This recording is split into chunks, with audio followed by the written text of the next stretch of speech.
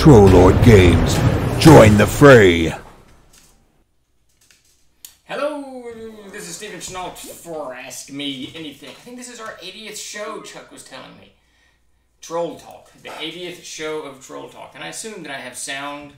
I may not have sound. It's like I do. It's like the mic is working. It's jumping every time I hit the desk. Look good, sound good. All right, good deal. That's become my opening monologue. Can you hear me? Yeah, I need a shave. It got real bad last week. we got like 98% of the Starship Warden shipped and gone. A few stragglers left, most of them overseas, and some VAT tax stuff we got to work out. I think we got a solution to, but yeah, so that's all good. How's it going, Real Long Shot? Mr. H4, Ghidorah, and the Real Long Shot. Hey, Ghidorah, I saw King Kong vs. Godzilla. I gotta say, it's a very good movie.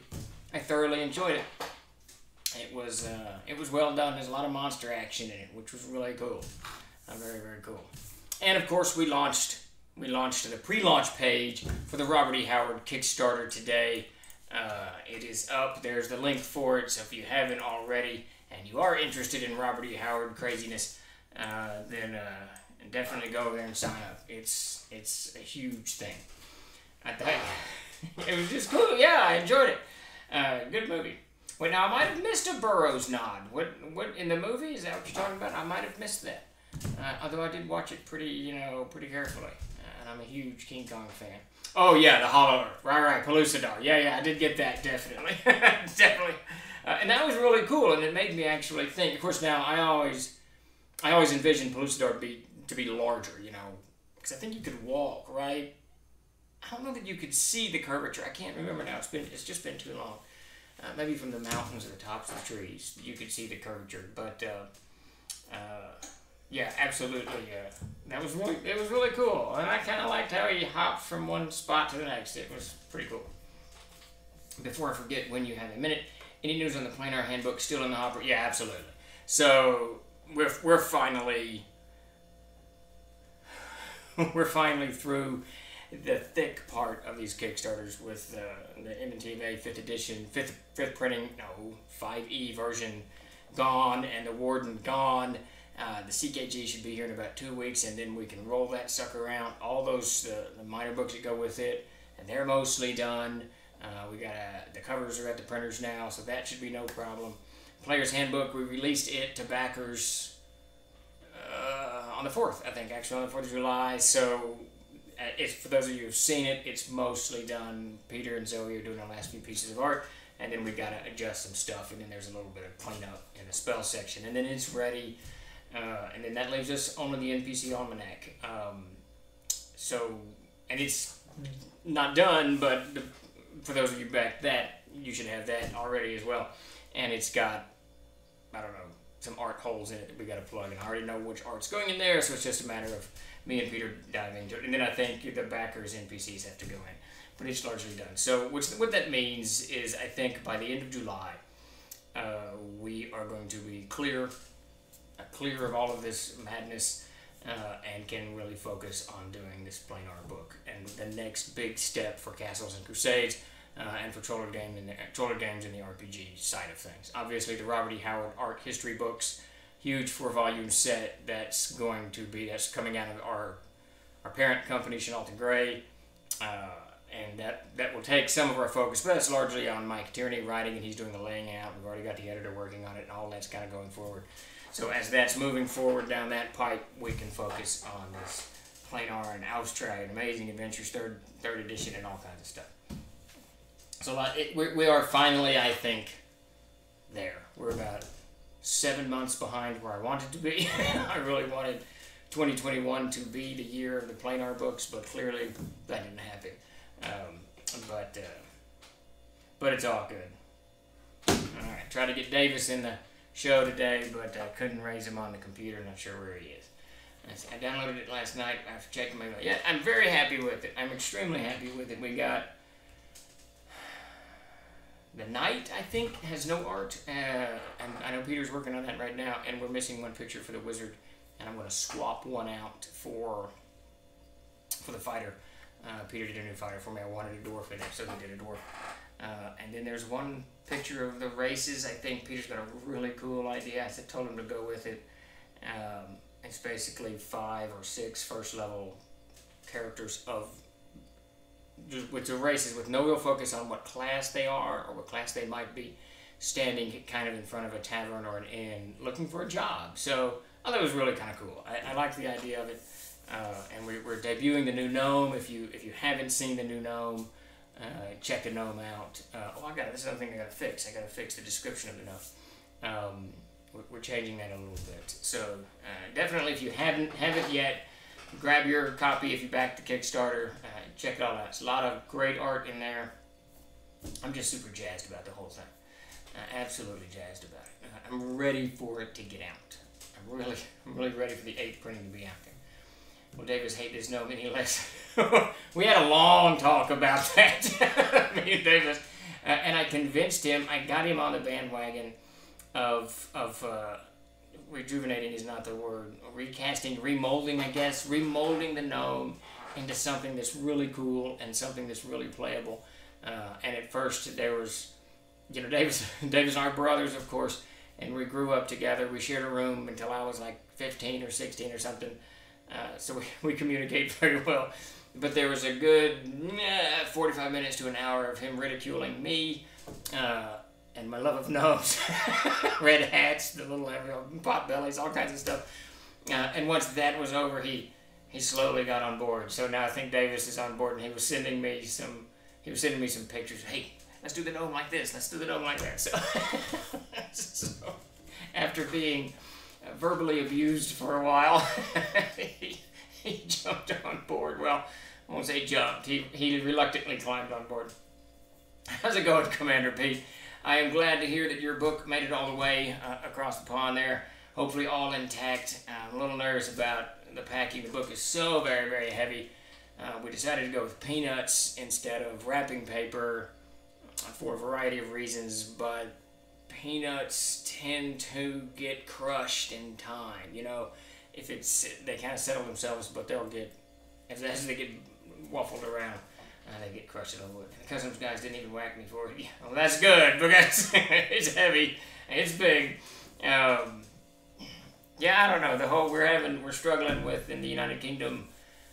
The VAT tax kicked in January 1st, and we're actually going to have to outsource that material. We started to to ship them and set up our own account, and it was proving to be a few too many hurdles that I was willing to go through. So we're going to hire a third party to do that. Yeah, that book is absolutely monstrous. Just carrying that, we've shipped 600, I think, or something. Carrying those things to the truck and then to the post office has been an entertaining ordeal. I figured one day, I loaded one truck by myself. I couldn't get anyone around to help, and it was 101 packages, and each package was 7 pounds, and I carried the packages from the mailroom to the truck, and then got into the truck and repacked them into the truck so I could fit them all in. And then when you get to the loading dock at the post office, we back up and load them into these giant crates that they give us, metal bins that they give us. And then I had to load them into the crate and then get in the crate and rearrange them. Usually there's 2 or 3 of us doing that, and we can pass them back and forth. But that day it was just me. It was interesting. I figured I moved about 3,000 pounds of books. It was a little bit crazy, but that's all right. I'm very happy people are getting it and are very happy with the book. I think the cover's fantastic. I think they did a great job laying it out, and then the art that we jammed into it. It's just cool. It's just cool. But just for those of you just joining us, I'm Stephan Chenault. This is our 80th show of Troll Talk. And we're here to talk about anything that you guys throw into the feed or that I ramble on about. And, whether it's company news, Kickstarters, industry news, whatever it is, I'll give you my best take on it. And, I throw it up in there. And thank you for the subscription, Tabletop Santa. I still need to I know that you sent me the link to your sample. I I will get to that this week. Now that the Warden has mostly moved on and into the ethers of space, we can start refocusing on stuff. That Kickstarter was a bear, but that's all right. It was a good one. It did very, very well. And of course, we've just launched the pre-launch page for our Robert E. Howard art history book from Chenault and Gray, our parent company. So definitely go over and sign that up. Let's see, sign up for that. Chuck told me how to do this. I'm going to give it a shot, Chuck. So I do something, exclamation mark. Wow, it actually worked. Look at that. Still have all 10 fingers after the 4th of July celebration. I do. This is the first year that we did not shoot fireworks. We normally gather in the neighborhood and just blow stuff up for about 2 hours. But the whole family was exhausted and no one wanted to go get fireworks. So we ended up ordering out burgers and got a bunch of Dr. Peppers, sat outside and just chatted for like 4 hours, eating burgers and drinking. It was a very calm and relaxed 4th of July, so I was okay with that. I enjoy shooting off fireworks, but sometimes it's okay to just sit back and not do anything. So what are your thoughts on organizations in a campaign setting such as the Harpers? Now you're going to have to explain to what the Harpers are. Is that like a guild in 5th edition, I assume, or is that... yeah, I'm assuming that you're talking about in a campaign setting, so it's like a guild. So it's like a guild inside the campaign setting. I think that, you know, cultures and societies self-organize frequently. Now the level of organization varies from group to group, and like a secret society of do-gooders. So I think to carry that same concept of self-organization over into RPG campaign settings and world settings is absolutely natural to do, and you should, as a GM, DMCK, actually do that.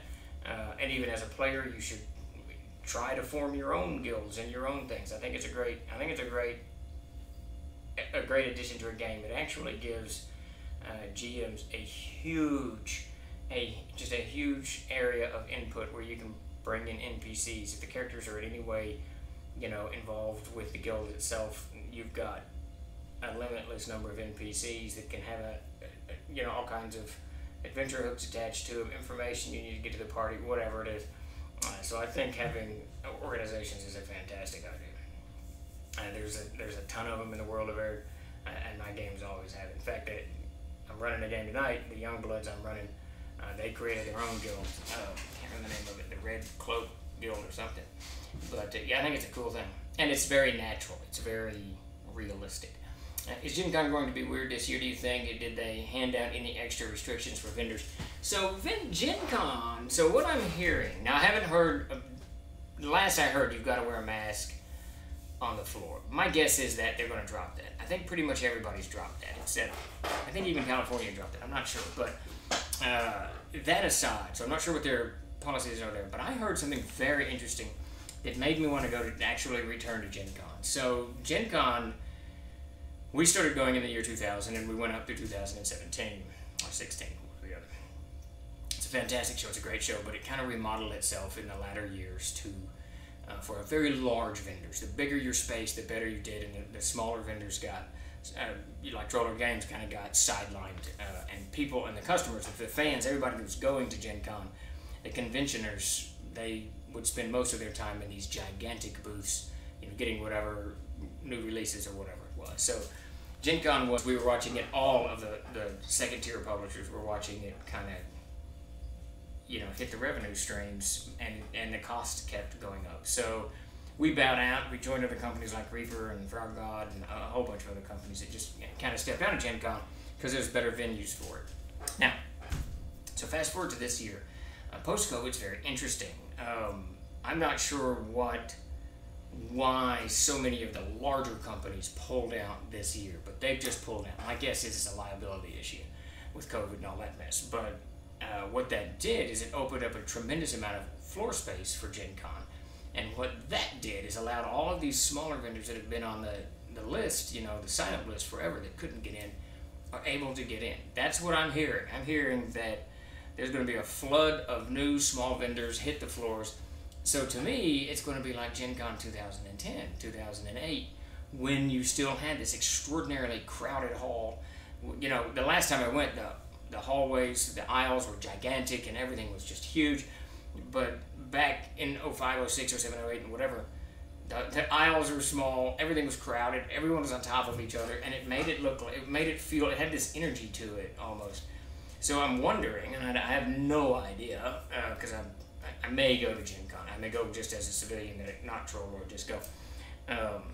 But it sounds like it's going to be like it was a decade ago. A really cool bazaar of game manufacturers, large and small, all hawking their wares, which makes the whole thing really, really cool. Let's see. Weirder than usual. My name is made up for your weekend of terrifying cats. Yeah, I'll bet. Harper's like a secret society. Do good is like a failed guardian members of ARC. Yep. The Harpers and good afternoon. Hey, Ultra Magnus, how's it going? Hey, Statler, I have no interest in such a large con. It's interesting. Gen Con, it has this energy to it. Not quite like Dragon Con. I'm always going to pitch Dragon Con. They're about the same size. Dragon Con has infinitely more energy to it. But in the dealer's hall, Gen Con has always had this nice kind of, I don't know, just energy, for lack of a better word. But it seemed to have lost a little bit of that as they went with larger companies and whatnot. I will be at Gen Con. I will be doing live reporting from Gen Con on TikTok. Very cool. If I go tabletop, I will track you down. And we can go tip a beer or something. You're right on the vendor issues. Little guys frequently got crowded out. Familiar story. Yeah, I mean, it got worse as time went on, as larger companies just consumed more and more space on the floor. So it got into this, zone. Lord Gazuma talked about organizations like these, some good ideas for involving characters. It really is. Having that stuff at your table is just fantastic. We actually have a small book, Guilds and Orders, that very soon I'm going to ask Davis to begin expanding, because it's just, I love the concept of it, and there needs to be tons of them. Until they get pushed aside again. And that's what happens in 2022. That's kind of the question. Where are we going to go? I really can't remember now why the larger companies pulled out. I think it had, from what I heard, I'm trying to dredge my memory bank. From what I heard, the cost of Gen Con is still very high, but Gen Con reduced attendance by 50% or something like that for the COVID and the social distancing and all that stuff. But the cost didn't come down at all, and that was spooking off lots of companies. I don't know that that's the case. That's just what I heard. Scuttlebutt I heard, opening the door for these small ones. But what happens in 2022, that's anybody's guess.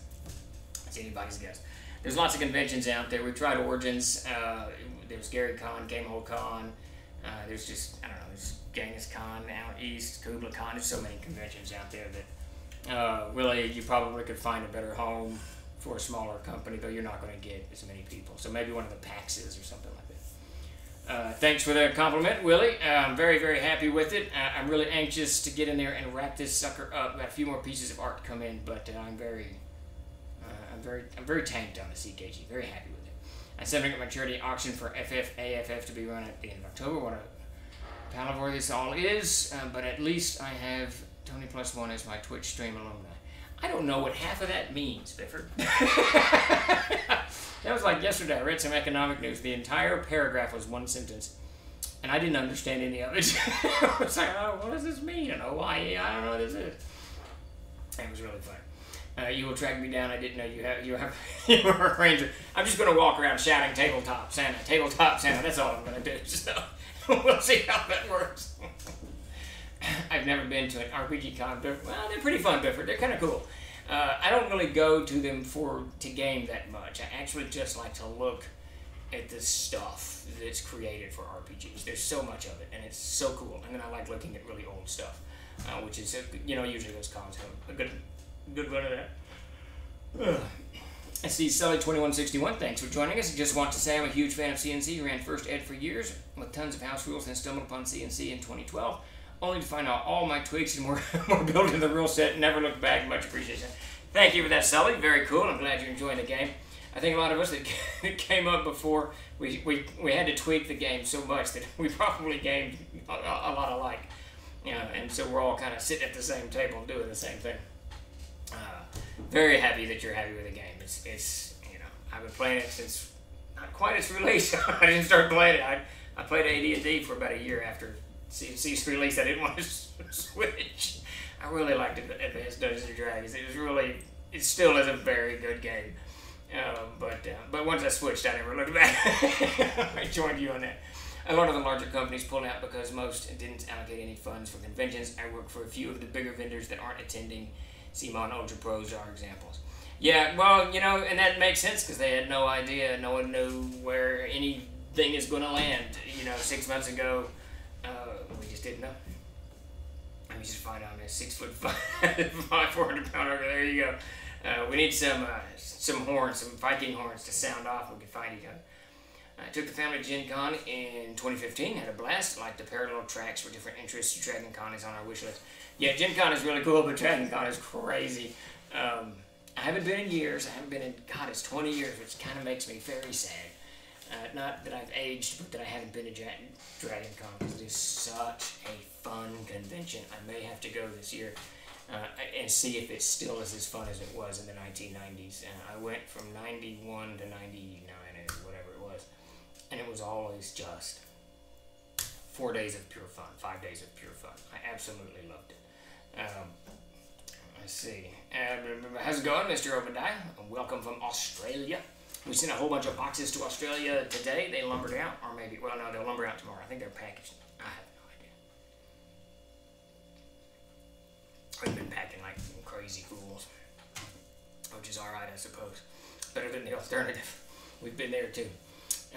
Let's see, but with the Robert A. Howard book, you would love my Conan sword. That was forged for me by the guys at Men at Arms for the show. Super fan builds. I was the Conan super fan. That's very cool.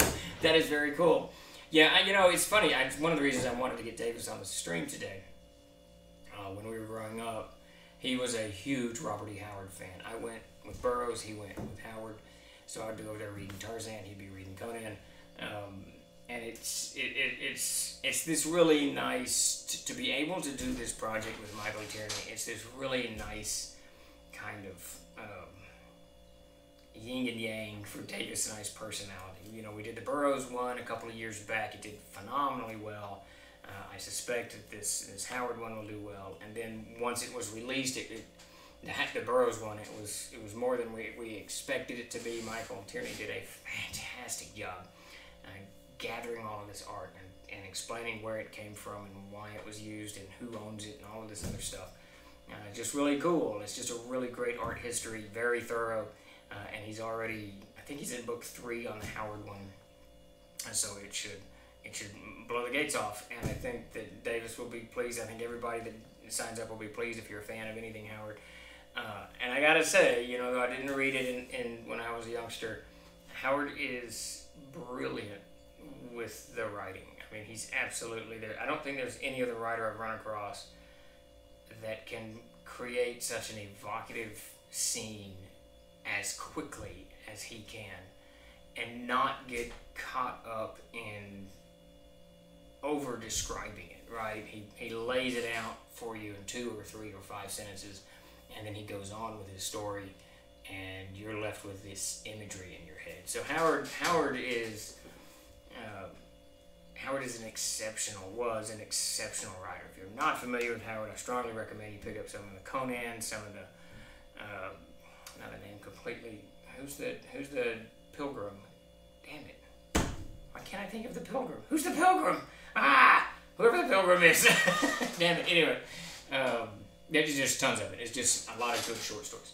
How much time, effort does TLG usually put into going to cons? Has the lack of conventions freed up any time to do something different, or is extra time? Solomon Kane, yes. Good God, I can't believe I forgot that name. I loved the movie to boot. I was just reading a Solomon Kane story like 2 weeks ago. Has the lack of conventions freed up any time to do something different, or is extra time going to be playing catch-up on products? The extra time, it definitely freed up. Conventions are very time-consuming, especially the large ones. So if you take ones that we put our all into, so now some conventions we just go to. We go, set up a booth, and do the deal. But some of them, like Gary Con or Gen Con or Origins, are bigger game halls, they're bigger conventions, or they're more pertinent to what we're doing. There's more of our, table mates up there and whatnot.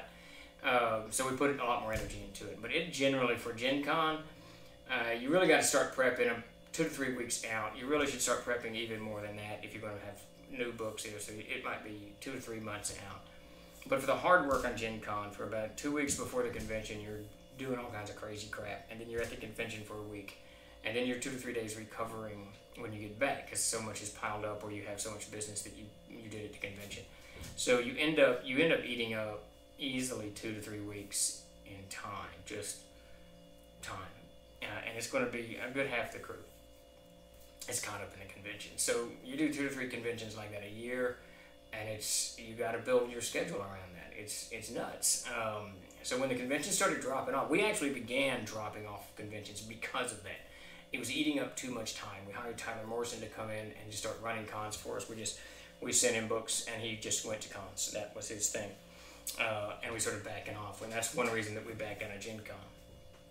That's when you took all the money that we're tying up into it, and the less impact that we're having because of the nature of the show, and the amount of time, factoring the amount of time into it, and it's just a mess. So we backed out, and we backed out of quite a few conventions.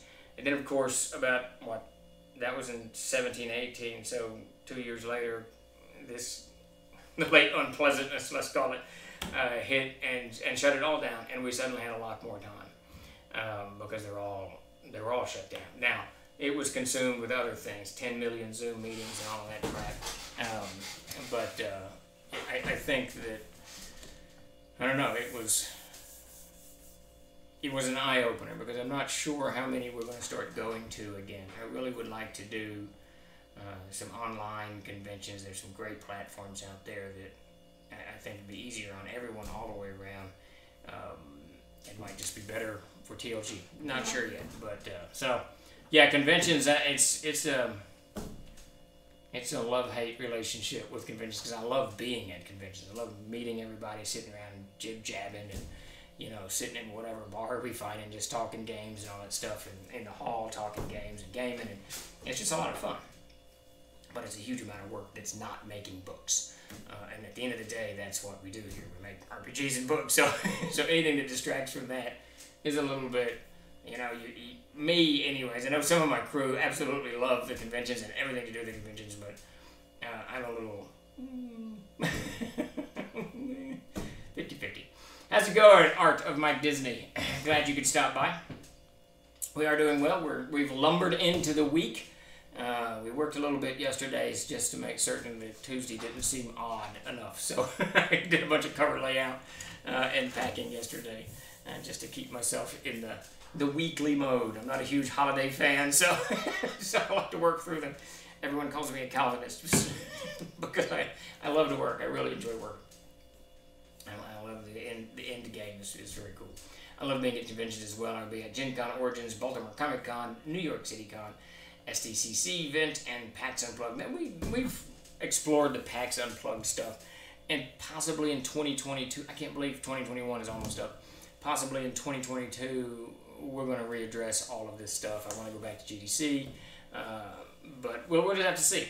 I mean, it's one of those things that I think a lot of younger gamers don't go to conventions. They really don't. They're part of it, but they're not. So we're just in it. We're in a wholly different world now than we were a couple of years ago. For good or ill, it doesn't matter. It's what it is. What other genres outside of fantasy do you like to play GM in? Mostly apocalyptic. I really enjoy fantasy. That's my thing. I really love fantasy RPGs. But if I'm going to leave fantasy RPGs, I want some kind of apocalyptic mess, where like Gamma World, where the world is gone to hell, and now you're just trying to hack a living out of it. I'm a huge, huge Walking Dead fan. I love, and my favorite episodes in The Walking Dead are those when they're just trying to stay alive. Like, all the Negan and Governor and all that stuff is interesting, it's cool, but I really just like the episodes where they're just trying to find water and food. I love that kind of stuff. So I'm an absolute huge fan of post-apocalyptic, and Gamma World is cool. Gamma World was just cool. Now, I haven't looked at the newer renditions of it, but the original Gamma World was just cool. PAX Unplugged, Consumer Grad is very RPG heavy, so definitely worth attending. That's the one I know that's the one we've looked at. It may eke its way back to the list of things we're doing. In a normal year, I'm almost at a show every weekend, if possible. Holy Christmas, I couldn't do that. That would wear me out. When I was younger, yes, I could do that. And we used to. There was from maybe '03 through about '07, I think we went to a con every month. It wasn't me. It was mostly Mark and Davis doing it in those days. Mark Sandy, but we were at a con. They went to cons everywhere, and I would go to about 4 a year. It was a lot of conventioning. Thank you, Art of Mike Disney. That's to say hello, blah, blah, blah. I won one of your prints on Lord Goomba's channel. I love it. Very cool. Oh, that's Art of Mike Disney. Very cool. Would that be PAX in Philadelphia? It's 156 days away, December. I think that's the one you're talking about, Tabletop. Is that right? I believe that's the one in Philadelphia. Gamma World was awesome. Yes, indeed. Long shot. Let's see. I'm a social vampire. I am energized by the events. A lot of people are. And once I'm there, I'm kind of that way, but it's the loading the trucks and getting all the racking together and getting the books and packing and inventory slips and all of that. All that craziness. Yes, PAX Unplugged is in December, the weekend of the 10th. There you go. And that's in Philadelphia. I used to go to the Great War Society. We went to the Philadelphia once, as I recall. I used to be part of the Great War Society. Good history thing. I don't know if they're still around or not. All right, let's do, for those of you just joining it, I'm still 80 shows and I still don't know what the hell I'm doing.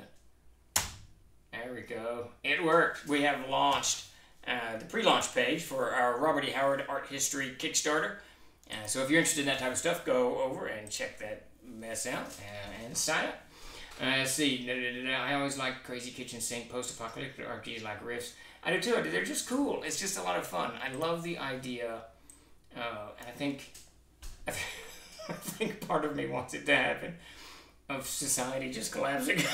And we all got to go out there and figure our own way out. But I do like flushing toilets and running water's kind of cool.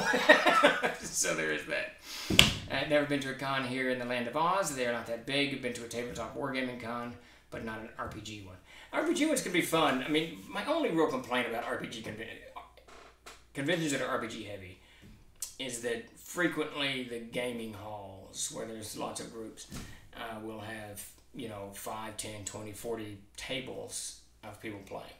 And as you all have experienced, I'm sure, many times, when you get large groups of people together and they're all kind of individually talking and communicating, the volume in the room naturally goes up as if you're running a game, you start talking a little bit louder so that your players can hear you. And you can tell it's not really an active, aggressive thing. It's just you talking naturally a little bit louder. And your players do it, and then the guys next to you do it, and the gals next to you over here do it, and then within 30 minutes, that the sound level just gone up. Nobody can hear anybody. So that's always an issue with me at the RPG cons. But for the most part, people can weed through that pretty easily. Speaking of Robert E. Howard and Conan, do you like Moorcock Elric series? Oh my God, I love Elric. It's funny you should mention that. ZZ's I'm a huge Michael Moorcock's books are fantastic. Now I'm actually a huge Corum fan. I like Corum better than Elric, especially the first 3 books. Now the second 3, Knight of Swords, Queen of Swords, and King of Swords, those are fantastic. The next 3 are good, but they weren't as good as the first thing. But Elric, all of that, just really really cool stuff. And I talked to Mike actually about, once we're done with the Robert E. Howard, it would be kind of cool to do a Michael Moorcock art history collection. So that's there's been a conversation about that. But I'm absolutely a huge fan of Michael Moorcock. Read tons of it. Let's see. How's it going, Grey Peg? Had to finish my swim. There you go. Society, you said the quiet part out loud. There you go. Let's see. With on flushing toilets and running water. You're an apocalypse with flushing toilets and running water. Splashing around in your floating disc. Yeah, there you go. Acoustics in those rooms usually are not good to begin with. They aren't, and it's just funny. I can't remember what convention it was. It was one of the last cons I went before the great unpleasantness began. But I remember standing in the hall because I was talking to one of the CNC, one of the CKs running a game. You could just hear the sound going up. It was really funny. And like I said, no one was like being an ass about it. It was just so many tables, just so many people.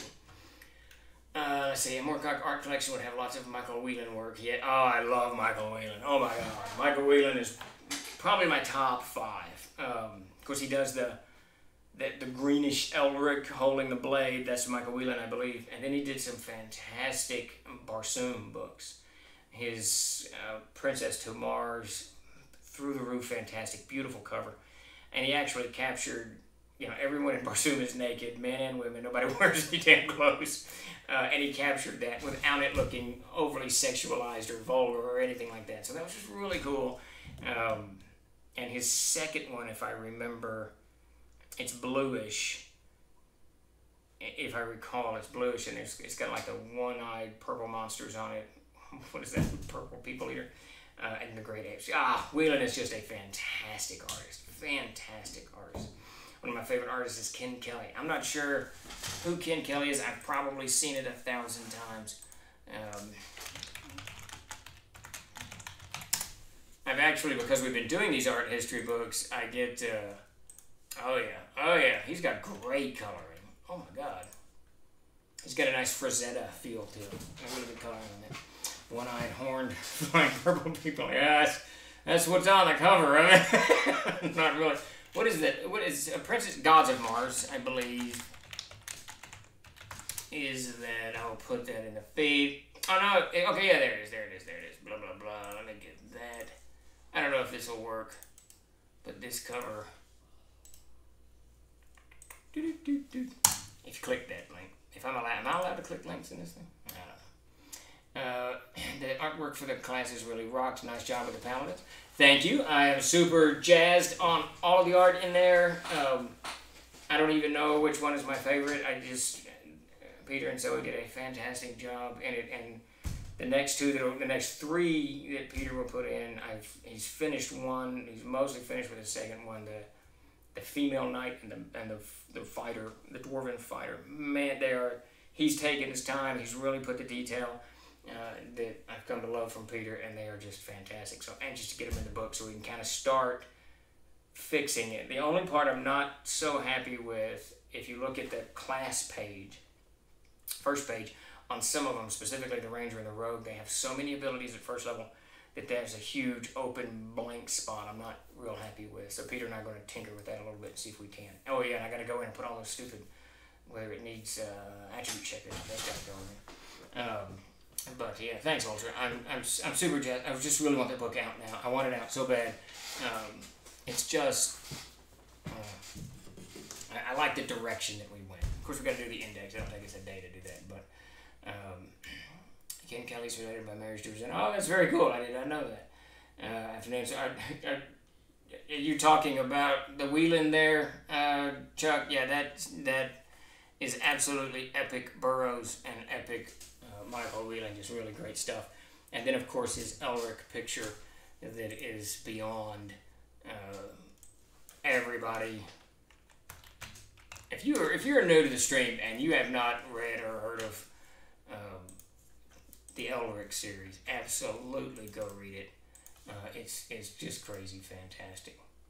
And that is the cover that I'm gibbering about. Michael Whelan he's just a beautiful artist. He's just fantastic. So what I need to do is reach out to him and see if we can work together on some kind of project. That would be very cool.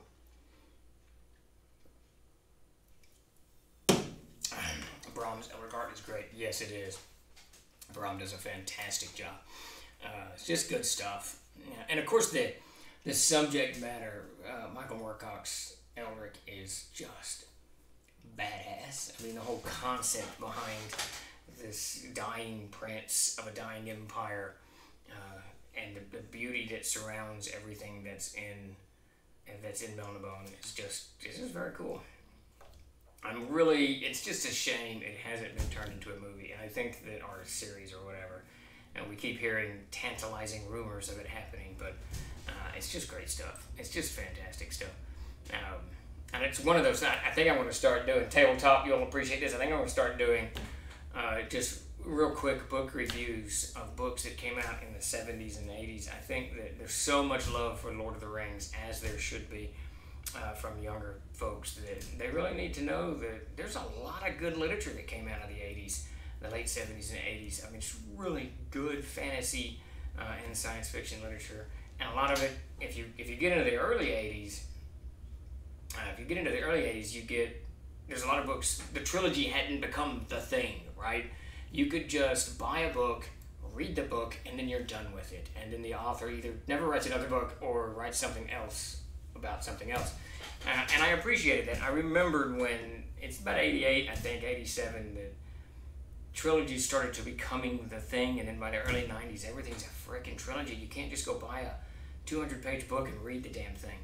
Everything's got to be this huge arc, which is great if you've got a really, really good and compelling arc and all of that stuff.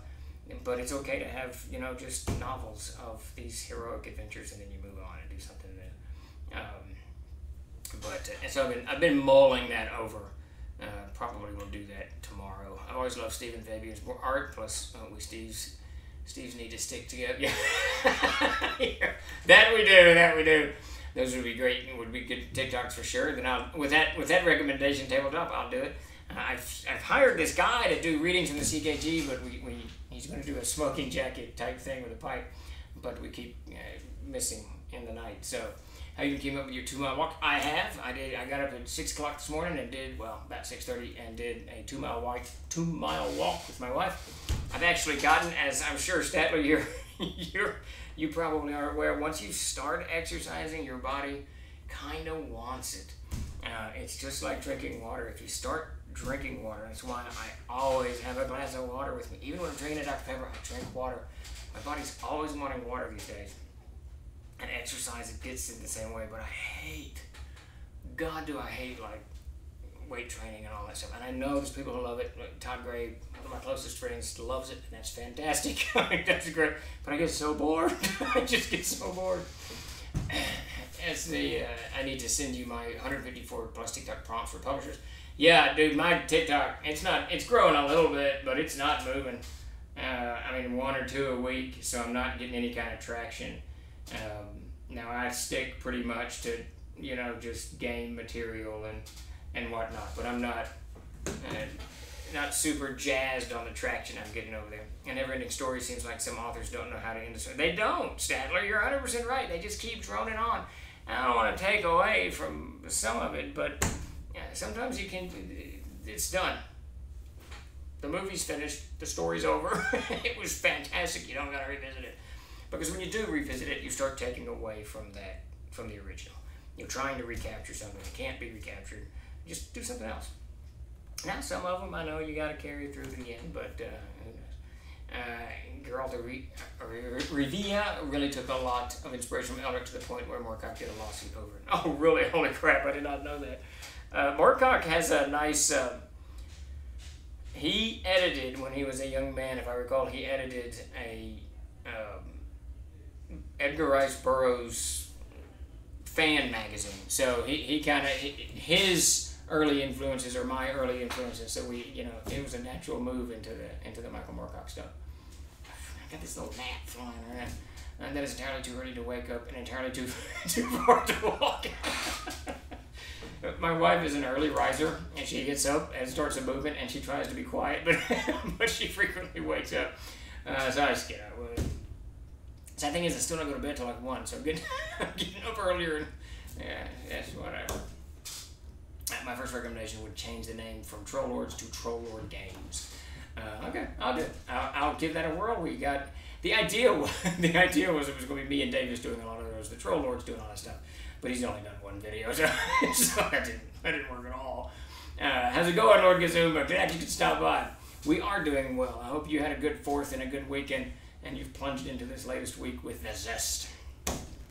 I love a good series, but these days, some publishers won't buy a story unless you have a trilogy planned out. That's dead on, Sully, and that really began, I really think that began in the late 80s. Because I remember what I would do back in the woebegone days, when I was a young man, I would take my paycheck, a third of it went to food and rent, and a third of it went to my car payment and insurance, and a third of it went to Walden Books. I would go to Walden Books every 2 weeks with you know, whatever it was, 90 bucks or 180 bucks or whatever it was, I can't remember now. And I would bookshop, and I would buy 5, 6, 10 books so that I would have something to read. And I remember my shelves have them on. I've still got all of them.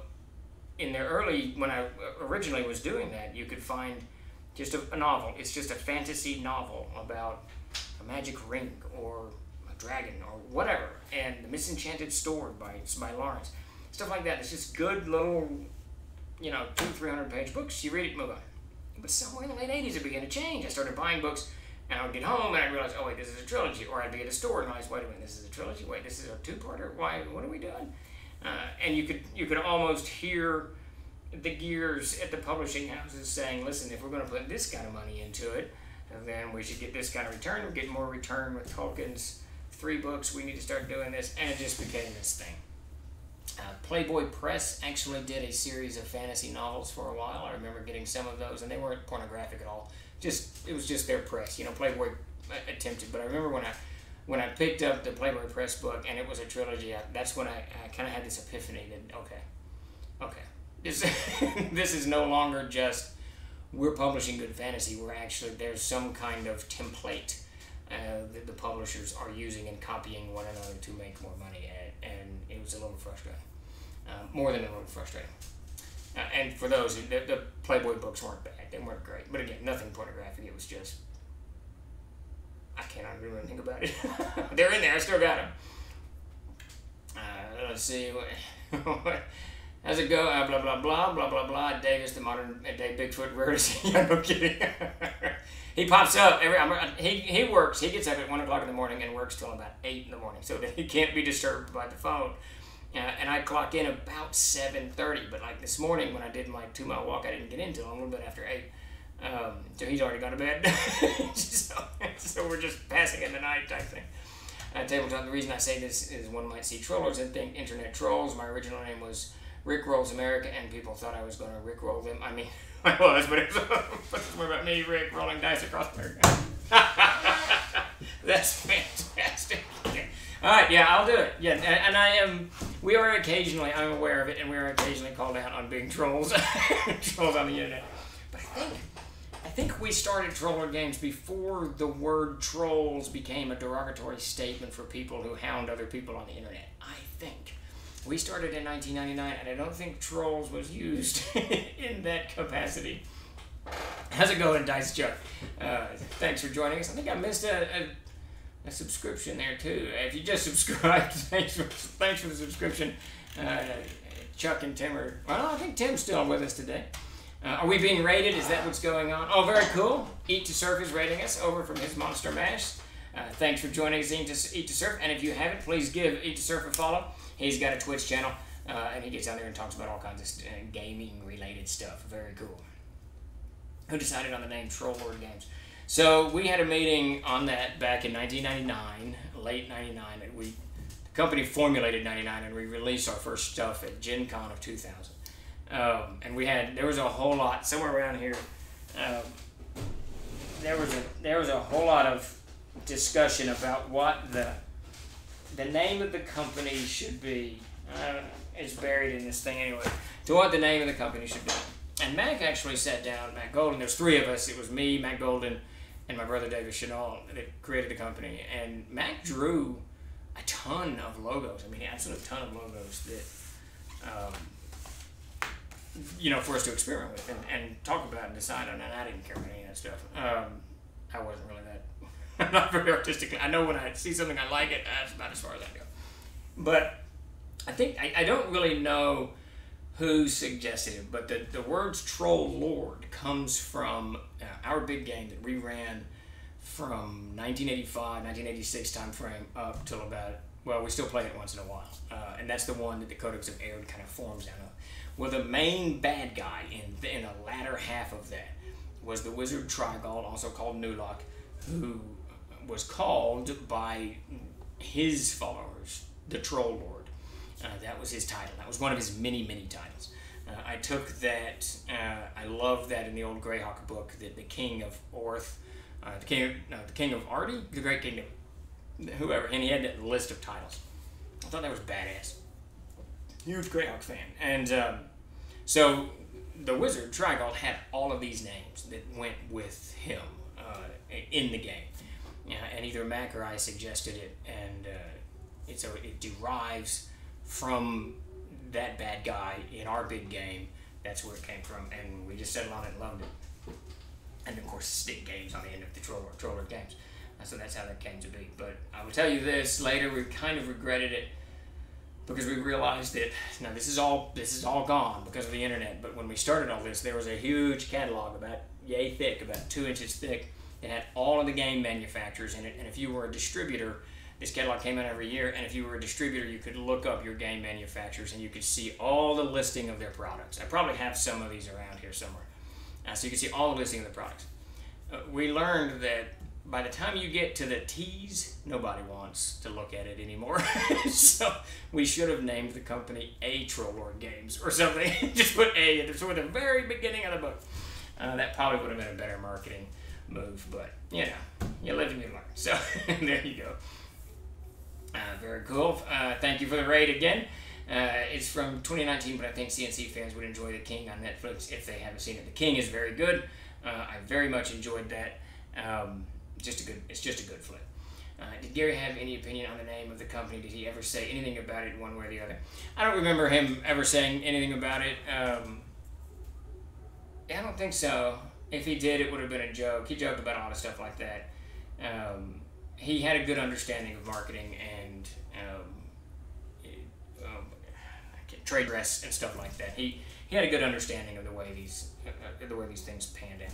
TLG has always been, I thought, an easier and better way. We actually had a long discussion back in 04, 05 about when we reorganized the company. So originally we founded as Trollord Games. And then when Mac and Davis both left the company and I took over the helm and just ownership, the company went from Trollord Games became a subsidiary of Chenault and Gray. Now, Chenault and Gray, of course, owns Trollord Games, but there was a serious conversation, and I kind of wish we had gone this route of renaming the company TLG. So TLG Incorporated, under which would be Chenault and Gray and Trollord Games and all this other stuff. And then TLG could actually mean what I always really hoped that it would mean, though Mac wouldn't let me call it this, was TLG, Three Lazy Guys. But Mac said no. So Mac put an end to all my fun. And Steve, what was the very first module TLG put out, and can it be played as it is written now with the current rules? Absolutely. First thing, we put 3 modules out simultaneously. It was Fantastic Adventure, Vakund, Into the Unknown, and The Mortality of Green. All of these have been converted to 3rd edition Dungeons & Dragons. They have been converted to 5th edition Dungeons & Dragons, and they have been converted to Castles and Crusades, and all are for sale in the store now. Probably The Mortality of Green of those, it's been repeated a lot, and because it's part of a series, it sells more than the other two. But the other two have always enjoyed a nice place in the lexicon of TLG publications. Acme Trolls. That's what we should have called it. That would have been perfect. You were talking about the Master Guide. Steve is dodging my question since I mentioned a new use for the floating disc. He's got me on invisible. your floating disc. Aboleth Games would have been even better. It's got an A and then a B, so we're closer to the front. I think your question floated by Steve on the floating disc. Yeah, there you go. And Steve dissolved the disc. I assume the question I missed is the one that was highlighted there about the current rules. And that's when you learn to name a module something people can pronounce. Yes, so it's the next. So we released those 3, and they go into distribution. Now, interestingly enough, they all sold the same number of books. Vakund, Fantastic Adventure, and The Mortality of Green sold the exact same numbers. Because we were such a new company, distributors didn't know what to order. So they just ordered the same of each because they don't know what's going on, right? It's just a list and they just go. But come the second round, The Malady of Kings and Zheebagd, Dzeebagd, it's Descent something. I can't remember what the subtitle is. And those are the 2 that now we've got a history, so distributors can pre-order based on what's previous and on orders coming in. So once they solicited it, they based their order on what was previous, right? Malady, Zheebagd. But now orders are coming in from retailers once we get the solicitation out, and Malady keeps going up and Zheebagd doesn't. So that was the one that we learned the hard way. Troller Games is on page 158. That sounds about right. Do you have one of those books in front of you? Tabletop. That sounds about right. There you go, Statler, ALD. Well, it should really be AA. Well, you can do AA. That's not very cool. Yeah. It's always been, it continues to be a steep learning curve here at Troller Games. None of us had business degrees. Mac was very studious, is that the right word? In learning all of this stuff, the distributions, the discounts, copyright, trade dress. Davis and I were not. We're like, whatever. It's good enough. People will buy it, whatever. But so it's been a lot of learning things as we go. 20 years later, I've learned a bit more. I still don't know the terminology, but but I kind of know how to do it. Tarala. There you go. Tarala. Lord Games. There you go. I had said earlier, what if I loaded the floating disc with spikes and run or fly as fast as I can? Since it follows me, if I stop abruptly and hit the ground, would you let me use it as a ballista or multi-bolt crossbow type weapon? No, what actually would happen, since the magic emanates from your character, the bolts would actually be attracted to your character, so all of the bolts and arrows and spikes would fly towards you, or anyone standing within 2 feet of you that knows you. If they know you personally, then the spikes would just chase you. That's just the way that's going to play out, and you're going to die. Playing about net 20, net 60, yeah, all that stuff was crazy. I remember Mac would talk to me about it. I'm like, Mac, I don't know what you're talking about. I have no idea what you're talking about. Just whatever works, just tell me what to do, and I'll do it. And then when he left the company, I had to figure it all out. So it becomes, and then you got a 55% discount, a 45% discount, and you got distributor discounts, retailer discounts. And it goes on and on and on and on and on. And then of course there's a whole lot of terminology, right? That goes with this that the business community uses to keep the rest of us confused. It's not that complicated, but they give it words that we don't know the meaning are, and you're just confused. It's like talking to a doctor that speaks Latin half the time. What is the map on the wall behind you? That is the world of Aird. Those are the lands of Ursel. So the world of Aird is an entire world, of course, and that is the land of Ursel, and the lands of Ursel is covered in our Codex of Aird, which is still out there. I think so. We've got a couple hundred copies left for sale. That is drawn by Peter Bradley, and he did. I absolutely. What are we doing? We're rating someone in about 5 minutes. He did a great job on that map. I'm a huge map fan, and Peter loves it. I really need to get even more detailed maps of it. Davis has been working on that. So that is the lands of Ursula behind you. Let's see, behind me. It's not behind you. It's just back there. I don't know. I'm losing my mind. Like a porcupine that can only attack himself. Yes, exactly. I like that. I like that way. I don't know about that scene suspect. Yeah, great. Sometimes the spells work, sometimes they don't. The map on the wall is actually a product of the TLD store. And going to it was. I don't think we got one left. I think we got 1 or 2 left. That is a huge. Let's see if I can adjust this camera. If you look, now this one broke. It fell and broke, but it's got there's a whatever. It's a spindle. And that's one of those that in school you could pull down and lift up and do all that craziness with. And that is next to it is a signed copy of Green Lantern by the original creator of the original Green Lantern. I think Chuck would absolutely be required to run at least 5 games. I think Chuck should run games every night. Are you or Chuck, maybe even Davis, going to be running any games for Virtual Greyhawk Con? I believe we are. Chuck will have to answer that, but I think that we are. They love including that map with their products with Kickstarter rewards, etc. I must have 6 of them by now. They are nice, though. We love the map. What can you say? You should join the Gamma Networking event tomorrow. Send me. I'll hop on Facebook. I haven't been associated with Gamma since 2007. And we used to be a pretty active member. I'll readdress it. I'll look at it again. 6 of the normal paper ones, that is, not the fancy roller ones. Yeah, that would be very expensive. I saw the little video you made to go along with that map. I think it was on the product page. Yeah, I think we had it up there. But the guy closed shop a year and a half ago, or maybe half, whatever. And we had the last 5 made, so there will be no more. Troller Games, Steve, is there a way to get some of the old Crusader magazines into a compiled hardback book? It'd be an interesting Kickstarter. That'd be almost the only way to do it. We've actually got them. We used to print them in a soft cover book, so we've got the files to actually do that. That's actually a really cool idea. I like the idea of that. I actually want to bring the Crusader back into publication. It's been on my mind for a very long time. Alan Scott, yes. But it's just, you know, it's one of those things that keeps getting shelved. I think the Crusader was a cool magazine. It had a lot of good stuff into it. It just needs to come back. Yeah, that would be a very cool Kickstarter. Alright, I think we are going to raid here in a minute. I want to thank you all for showing up, for asking me anything. I love this stream. I love this jibber-jabber with everybody. The data is still relevant. It is.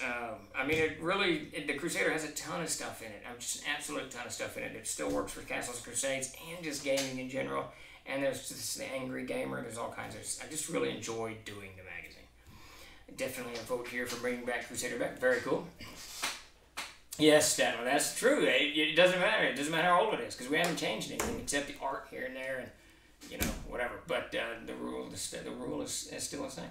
I'll give this some thought. I really hadn't thought about doing a big hardcover version of maybe 2 or 3 of them because it's thick.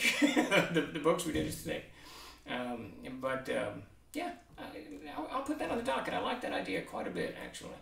And it's one of those things that I hate to see on a print. I just hate to see it on a print. And it would be cool. It would be cool to have it in print. Yes, Bifford, you know, is a huge amount of work goes into a magazine, an absolute huge amount of work, and we just don't have the manpower to manage it. So it's just the way it is. All right, so we're going to be rating Blue Box here in just a few minutes. I want to thank you all for showing up. I sure appreciate it. I'll be back on Thursday for GMTT, and we should have a new one, hopefully. Though I liked last week's question and answer. That was very cool.